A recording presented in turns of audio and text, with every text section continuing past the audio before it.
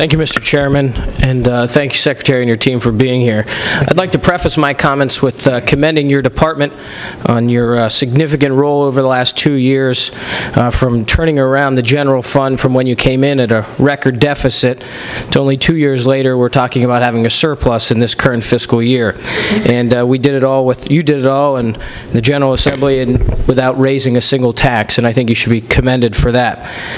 On this current fiscal year, Mr. Secretary, you're projecting a surplus. The budget, while it's not a huge surplus, it's a minimal surplus.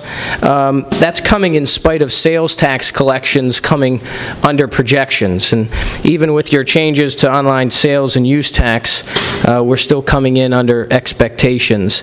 Can you talk a little bit about why you believe that is? Well, yeah. The economy last year certainly remained subdued for various reasons last year, from the challenges presented by Washington, the situations that existed in Europe, obviously continued unemployment, lack of investment on the part of businesses throughout the country. The economy has lagged behind, and consumer confidence was part of that, and personal income growth suffered.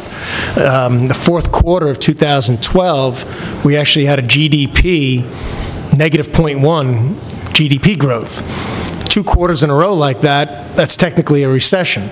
So that was quite a surprise to economists and somewhat to us. It didn't necessarily change the Commonwealth's revenues or unemployment status, because frankly over the last 2 years we've been moving in the right direction. Maybe not as quickly as we'd like to, but net job growth was almost 100,000 new jobs. When I say net, between private sector and public sector, there were in the Commonwealth over the last 2 years 110,000 new jobs in the private sector, less about 18,000 in the public sector.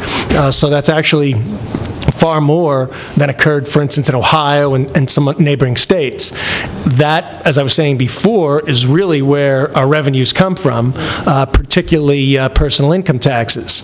But the sales taxes are an issue. They did not rebound in January.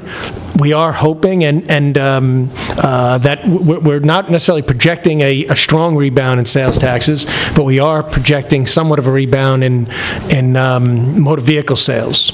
And one last point, I know we're up against time, so even if it's written and sent out, there is a difference between your revenue projections and the Independent Fiscal Office. And while I appreciate the independence of the Fiscal Office, if you could provide over the next couple weeks where the differences are maybe coming from, because obviously next year's budget hinges on accurate revenue projections, so that in 12 months we're not coming back with a deficit, which I think you've done a tremendous job of getting us out of that hole. I'd hate to see us go back into it, and that's how important those projections are.